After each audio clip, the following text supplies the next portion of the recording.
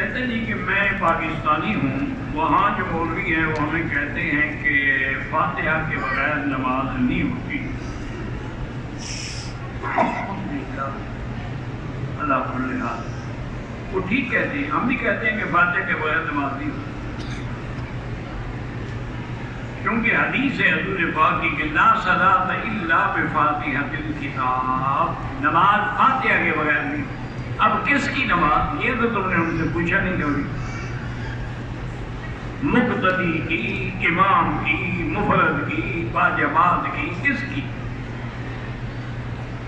تو اب آگے حضور نے ہمیں سمجھایا ہے کہ یہ فاتحہ کس کے ذمے ہے، یا تو آدمی خود امام ہو یا اکیلے نماز پڑھنا، اور اگر امام کے پیچھے نماز پڑھ رہا ہے تو حضور نے بدلا دیا کہ تم وہ کرو جو امام کرے، اذا کبر فکبروا، اذا رکع فرکعوا، اذا سجد فاسجدوا۔ اسی طرح فرما دے اذا قرأ فانصتوا، جب امام پڑھے تم چپ رہو، تمہارا وظیفہ خاموش رہنا ہے، پڑھنا جو ہے وہ امام کا وظیفہ ہے۔ اسی طرح دوسری حدیث میں فرما دیا کہ اذا قال الامام غیر المغضوب علیہم ولا الضالین فقولوا آمین، جب امام کہے غیر المغضوب علیہم ولا الضالین تم کہو آمین، تو معلوم ہوا کہ فاتحہ امام کا وظیفہ ہے، آمین کہنا مقتدی کا وظیفہ۔ اسی طرح حضور نے یہ بھی فرما دیا کہ من کان لہ امام فقراءۃ الامام لہ قراءۃ، جس کا امام ہو امام کا پڑھنا مقتدی کے لیے کافی ہے۔ جیسے ایک سترہ امام کے آگے سب کے لیے کافی ہے، ایک اذان سب کے لیے کافی ہے، ایک تکبیر سب کے لیے کافی ہے، اسی طرح امام کا پڑھنا جو ہے وہ بھی سب کے لیے کافی ہے۔ اب یہ تو نہیں ہے کہ تم 10 حدیثیں چھوڑ دو اور ایک حدیث یاد کر دو۔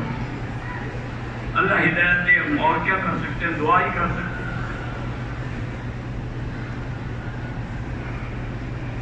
ہندوستان میں گائے اور بیل کی قربانی منع ہے، اور پھر بھی وہ لوگ چوری چھپے یا رشوت دے کے قربانی کرتے ہیں۔ پر بہتر تو یہی ہے کہ کیوں رشوت دیں، ایک حلال کام کے لیے اس کو حرام کریں۔ نہیں ہے، مجبوری ہے، نہ کریں، کیا کریں؟ جب کفر کی حکومت ہو تو آدمی کہاں جائے، انسان معذور ہے، مجبور ہے۔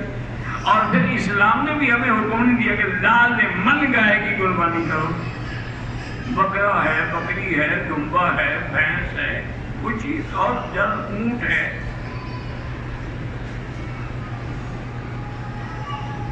مرد جو ہیں یہ جو کپڑے پہ کڑھائی ہوتی ہے وہ استعمال کر سکتے ہیں، عورتوں سے تشبہ نہ ہو تو کر سکتے ہیں۔ ایسی کڑھائی نہ ہو جیسے دیکھنے میں پتہ لگے کہ عورتوں کا کپڑا پہنے ہوئے ہیں، وہ نہ جائے۔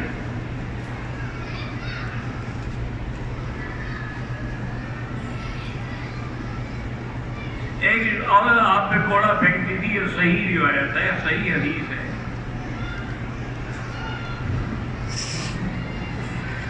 آپ نے اپنی انگلی کے اشارے سے چاند 2 ٹکڑے ہوا، بالکل یہ معجزہ ہے شق القمر کا۔ حضور پاک صلی اللہ علیہ وسلم نے دعا کی، اشارہ کیا، چاند 2 ٹکڑے ہوا، اور آپ نے فرمایا کہ مکے والوں دیکھ لو، گواہ ہو جاؤ کہ چاند 2 ٹکڑے ہو چکا ہے۔ اب تو جدید سائنس جو ہے نا، انہوں نے بھی اعتراف کر لیا ہے کہ چاند باقی 2 ٹکڑے ہوا ہے، اور لگتا ہے کہ ٹکڑے جوڑے گئے۔ میرے دوست نے داڑھی چھوٹی کر دی ہے، وہ مجھے کہتا ہے کہ کیونکہ تم داڑھی رکھ کے غلط کام کرتے ہو، داڑھی کا اس میں کیا قصور ہے؟ نہیں، ایک داڑھی والا اگر غلط کام کرے تو وہ تو زیادہ مجرم ہے، لیکن یہ مانا نہیں کہ داڑھی مڈوا دے تو غلط کام کرتا ہے اس کو لائسنس مل جائے گا۔ وہ ہم بہاولپور میں کسی زمانے میں پڑھتے تھے، تو وہاں ایک بزرگ ہوتے تھے، بوڑھے آدمی تھے، اور وہ سائیکل چلا کے بیچارے آتے تھے، یعنی اپنے گھر یا جہاں بھی۔ تو ایک دن وہ سائیکل چلا، بہت لمبی داڑھی تھی ماشاءاللہ ان کی، میرے خیال میں فوت ہو گئے، ان کی اللہ مغفرت فرمائے۔ وہ ایک دن آئے تو کالج سے لڑکیاں نکل رہی تھی، غول کے غول، جیسے کل چھٹی ہوتی ہے نا تو لڑکیاں نکلتی، وہ بیچارے کا سائیکل کسی لڑکی کو لگ گیا، وہ بھی گر گیا، لڑکی بھی گر گئی۔ تو لڑکی نے کھڑے ہو کے غصے سے کہا، اتنی بڑی داڑھی ہے اور تم سائیکل چلانا نہیں آتی، بریک نہیں لگائی؟ انہوں نے کہا، بی بی داڑھی ہے، بریک تو نہیں۔ داڑھی کا بریک سے کیا تعلق؟ اس لیے داڑھی کا جی گناہوں سے کیا تعلق ہے؟ بہانے ہیں شیطانی۔ حرم شریف میں بھی جو مسافر ہیں ان کے لیے قصر نماز ہے، لیکن امام کے پیچھے پڑھیں گے تو پوری پڑھیں گے، کیونکہ امام مقیم ہے، اکیلا نماز پڑھے تو پھر قصر ہے۔ جاری ہو یا غیر جاری نماز ہو، مقتدی کے لیے حنفی مسلک میں فاتحہ نہیں پڑھنی، امام پڑھ رہا ہے۔ اب دیکھو نا جی، مثلاً ایک مسئلے کو سمجھو کہ ظہر کی نماز ہے، وہ تو سیدھی نماز ہے، اس میں اگر امام کوئی آیت سجدے والی پڑھ لے اور سجدہ تلاوت کرے تو مقتدی سجدہ کرے گا یا نہیں کرے گا؟ ہاں جی کرے گا، نہ اس نے پڑھا ہے نہ سنا ہے تو وہ کیوں کرے؟ تو معنی ہے کہ مقتدی امام کا پڑھنا مقتدی کا پڑھنا، جب امام سجدہ کرے گا تو آپ بھی سجدہ کریں گے۔ اچھا، امام نماز پڑھا تھا، اس کا وضو ٹوٹ گیا تو مقتدی کی نماز ٹھیک ہے؟ اس لیے ہمیں کہتے امام جب ہے جہری اور سری اس کے پیچھے نہیں پڑھنا، آپ اکیلے نماز پڑھیں تو پڑھتے رہیں۔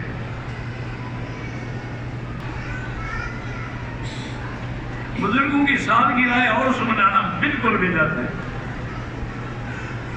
اچھا، یہ جو بزرگ مشہور ہیں ان کا تو تم نے عرس بنا لیا، جن کا پتہ کسی کو نہیں ان کا عرس کون بنائے گا؟ وہ تو بیچارے قیامت میں پکڑیں گے، اللہ نے ان کو پکڑے بدبختوں نے، ان کی گنبد دیکھ کے تو عرس بنائے، ہمارا عرس تو نہیں بنایا انہوں نے۔ سب بدعت ہے، جھوٹ ہے۔ وہ زمین مسجد کی نہیں ہے، مسجد بن گئی ہے، مگر زمین کس کی ہے؟ وہ خرید لو، اس کے پیسے ادا کر لو، ورنہ تو ایسی مسجد لوگوں کی زمین پہ بنانا تو ناجائز ہے، یا حکومت کی زمین پہ زبردستی بنانا بھی ناجائز ہے۔ عورت اپنے عدت کے دنوں میں کسی شادی پر یا کسی کی موت پہ جا سکتی ہے؟ نہیں جا سکتی۔ عدت کے دنوں میں اس کو 4 مہینے 10 دن اپنے شوہر کے گھر میں رہنا ہے، باہر نہیں نکلنا، کوئی سنگار، کوئی میک اپ، کوئی لباس ایسا نہیں پہننا۔ میری بیٹی کو اللہ نے اچھی خاصی صورت دی ہے، پھر بھی وہ مطمئن نہیں ہے اور اپنے چہرے پر پتہ نہیں کون سے انجیکشن لگاتی ہے۔ اللہ اس کو ہدایت دے۔ انجیکشن لگانے سے چہرہ بگڑ جائے گا، بنے گا نہیں، یاد رکھو۔ یہ آج کل جو انجیکشن ایجاد ہوئے ہیں نا، وقتی طور پہ آدمی کو لگتا ہے کہ میرا چہرہ اچھا لگ رہا ہے، لیکن انجام کار یہ ہوتا ہے کہ چہرہ ایسا خراب ہو جاتا ہے پھر کوئی دیکھنے کے لیے بھی تیار نہیں ہوتا۔ ان سے آپ احتراز کریں، ان سے آپ بچ جائیں، اور اللہ تبارک و تعالی نے جو آپ کو شکل دی ہے اس پہ خدا کا شکر ادا کریں۔ ویسے اگر آپ کو بہت زیادہ اپنے چہرے کے بناؤ کا ضرورت ہے تو زیتون کا تیل اور بادام کا تیل مکس کر کے رکھ لیں، وہ صبح و شام چہرے پہ مل لیا کریں، اسی سے سب کچھ بیوٹی ہو جائے گی۔ سورۃ فاتحہ جو ہے نا، یہ شافیہ ہے، اس سے بڑھ کے شفا کی کوئی صورت نہیں ہے۔ اسی کو آپ ہر نماز کے بعد 7 دفعہ پڑھ کے اول آخر درود شریف پانی پہ دم کر کے ان کو پلاتے رہیں، اور چیک اپ بھی کرائیں کہ کیا چیز ڈسا ہے، کس نے ڈسا ہے، تاکہ اس کی ویکسین لگا دیں گے وہ ڈاکٹر۔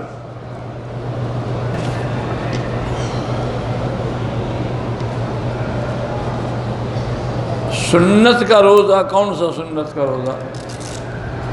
بھئی روزے رمضان کے فرض ہوتے ہیں، باقی تو سب نفل ہوتے ہیں، یا کوئی منت مانی ہو تو وہ واجب ہوتا ہے۔ بہرحال خاوند کی اجازت کے بغیر نہیں رکھ سکتی۔ یہ تو صحیح حدیث میں ہے کہ بی بی عائشہ فرماتی ہیں کہ ہم لوگوں نے جو روزے قضا کرنے ہوتے تھے حیض کی وجہ سے، تو ہم انتظار کرتے تھے شعبان کے مہینے کا، کہ شعبان میں حضور زیادہ روزے رکھتے تھے، تو اس وقت پھر ہم بھی قضا کر لیتے تھے۔ آگے پیچھے قضا نہیں کرتے تھے، کیونکہ ہم روزہ رکھنے حضور صلی اللہ علیہ وسلم کی خواہش ہو، تو اس لیے خاوند کی اجازت کے بغیر روزہ رکھنا منع ہے۔ کہتے جی کہ احمد عیسیٰ نے نبوت کا دعویٰ کیا ہے اور مشہور بھی ہو گیا، تو دجال مشہور ہو جاتے ہیں، اس میں کون سی بڑی بات ہے؟ قادیانی کوئی کم مشہور ہے؟ حضور کے زمانے میں مسیلمۃ الکذاب جس نے نبوت کا جھوٹا دعویٰ کیا تھا، وہ جو لڑنے کے لیے 70,000 اس کے ساتھ فوج تھی۔ تو یہ تو ہر زمانے میں ہوتا ہے جھوٹے نبوت، لیکن نتیجہ وہی ہے کہ ان پہ اللہ کی لعنت برستی ہے، اور انجام کار ان کا دنیا و آخرت میں رسوائی اور جہنم ہے۔ لوگوں کو ایسے فتنہ پرور لوگوں سے بچنا چاہیے۔ کوئی نبی نہیں ہے جس کا نام عیسیٰ ہو وہ عیسیٰ ہو گیا۔ اسی لیے میں نے کہا تھا کہ ایک آدمی تھا نعیم، اس نے بھی نبوت کا دعویٰ کیا۔ جب لوگوں نے پوچھا بھی تمہاری کیا تھا، اس نے کہا قرآن میں نہیں ہے وَلَا يَسْأَلُونَ يَوْمَئِذٍ نعیم کے بارے میں پوچھیں گے کہ نبی مانا تھا کہ نہیں مانا تھا۔ اب اس کا کیا علاج؟ قادیانیوں نے ربوہ کہا، قرآن میں ربوہ نہیں ہے، اور یہی ربوہ ہے جو ہمارے پاس ہے۔ اس قسم کے جھوٹے دجال ہر دور میں پیدا ہوتے ہیں، دجاجلہ ہوتے ہیں، یہ فرائنہ ہوتے ہیں، انجام ان کا رسوائی اور ہلاکت ہے۔ اگر عورت کے سر پہ دوپٹہ نہ ہو اور وہ وضو کر رہی ہو تو وضو ہو جاتا ہے، وضو تو ہو جاتا ہے، لیکن اکیلی ہو، کوئی دیکھنے والا نہ ہو۔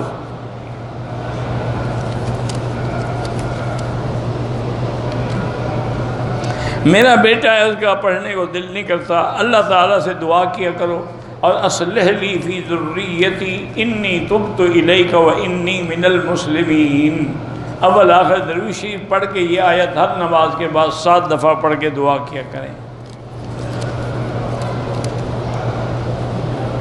میری بہن کو ماہواری کی تکلیف ہے، بہرحال علاج بھی کرائیں، اور اس کے بعد یہی سورۃ فاتحہ سے بڑی شفا میں نے کسی چیز میں نہیں دیکھی ہے۔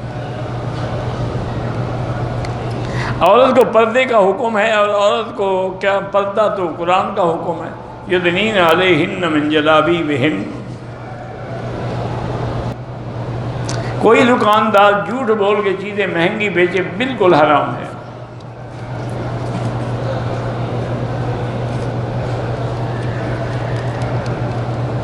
بہرحال آپ نے حدیث سنی ہے، اگر کسی کی کوئی غلطی، اچھی بات ہے کہ تم بھی معاف کرو گے تو اللہ بھی معاف کریں گے نا۔ تم اللہ سے معافی چاہتے ہو تو معافی دینا بھی تو سیکھو۔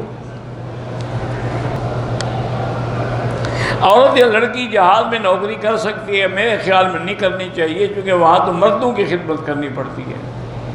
عورتیں تو وہاں کتنی ہوتی ہیں، اکثر تو مرد ہوتے ہیں، غیر مردوں کو جا کے کھانا دینا اور چائے دینا، اور اس کے سامنے، اور پھر وہ جو ڈریس بنے ہوئے ہیں، جو لباس بنا ہوا ہے، تو خود عریانی ہے، دعوت دیتا ہے گناہ کی۔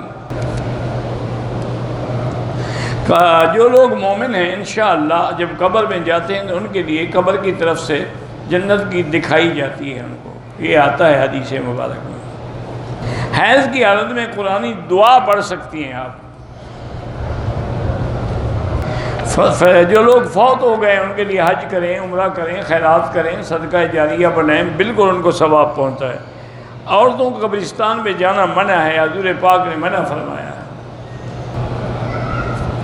میں ایک شادی میں شریک ہوا، نکاح میں بھی شریک ہوا، بعد میں ہمیں پتہ چلا کہ جس لڑکی کا نکاح کیا گیا ہے، نکاح کے وقت وہ حاملہ تھی، اور شرکت کرنے والوں کا نکاح نہیں ٹوٹا، لیکن اس کے ساتھ نکاح کیسے ہو سکتا ہے جب تک وہ حاملہ وضع حمل نہ ہو، اور وہ بھی نعوذ باللہ یعنی زنا کی اولاد۔ میں اپنے بھائی کو صدقے کی رقم سے مدد کر سکتی ہوں، بالکل زکوٰۃ بھی دے سکتی ہوں، پریشان ہے مدد کر سکتی ہیں، بتانے کی بھی ضرورت نہیں ہے۔ وہاں کے شہداء کہاں دفن ہے اللہ عالم، میں تو کبھی گیا نہیں، قبروں کی تلاش تمہیں رہتی ہے، ہمیں تو اللہ کا کعبہ کافی ہے۔ نماز کے اوقات میں کاروبار بند کرنا چاہیے، بالکل بند کرنا چاہیے۔ جب نماز کھڑی ہو جائے تو وہاں اور نفل پڑھنے کی بھی اجازت نہیں، تو کاروبار کرنے کی اجازت کہاں ہے؟ اسی لیے قرآن نے ایک جگہ پہ بیان کر دیا کہ اذا نودی للصلاۃ من یوم الجمعۃ فاسعوا الی ذکر اللہ وذروا البیع، جب اس کے لیے اذان سن کے بیع چھوڑنی ہے تو ہر نماز کے لیے چھوڑنی ہے۔ ویڈیو کال پہ نکاح نہیں ہوتا ہے۔ سوتیلا بیٹا بھی آپ کا محرم ہے، وہ بھی آخر آپ کے تمہارے بطن سے نہ ہو، لیکن تمہارے خاوند کا بیٹا تو ہے نا۔ جو مقام نماز مقام پہ قضا ہوں گی وہ قضا بھی پوری پڑھو گے، جو سفر میں قضا ہوں گی وہ سفری نماز پڑھو گے، جیسے قضا ہو ویسے ادا ہو۔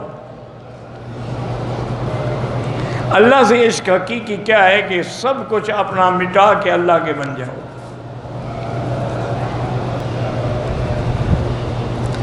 شکارپور سندھ میں ایک جگہ عیدگاہ ہے، سرکاری زمین ہے، نماز پڑھنا کیسا ہے؟ بہتر ہے کہ نہ پڑھیں۔ سرکاری زمین پر عیدگاہ بنانا یا مسجد بنانا ناجائز ہے۔ یا پھر وہاں کے مقامی لوگ جو معززین ہیں ان سے کہیں کہ وہ مل کے حکومت سے وہ خرید لیں، حکومت کو پیسے دے دیں تاکہ سب لوگوں کی نماز خراب نہ ہو۔ اور کوئی مشکل نہیں ہے، چونکہ اب قبضہ بھی ہے تو حکومت فوراً مان جاتی ہے ایسی باتیں، وہ آپ سے ایک قیمت مقرر کر کے لے لیں گے اور عیدگاہ کے نام پر انتقال ہو جائے گا، کسی ایک آدمی کے نام پر نہیں ہوگا، تو انشاءاللہ پھر ٹھیک ہو جائے گا۔ واللہ اعلم۔ اللہم صلی علی سیدنا محمد وعلی آل سیدنا محمد وبارک وسلم علیہ۔ لا الہ الا اللہ الحلیم الکریم سبحان رب العرش العظیم الحمدللہ رب العالمین۔